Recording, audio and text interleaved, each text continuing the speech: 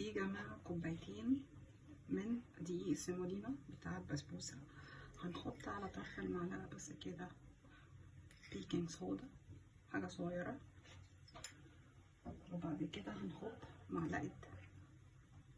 معلقة كبيرة من الدقيق، هي اللي هتربط المكونات بتاعة البسبوسة ببعضها. ودوت اللي احنا عملناه، اللي هو السكر مع الزبدة، وهنبدأ ننزل بيها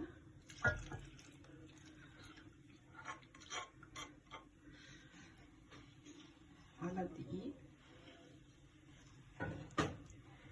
ومجرد بس ان كل المواد تتجانس مع بعضها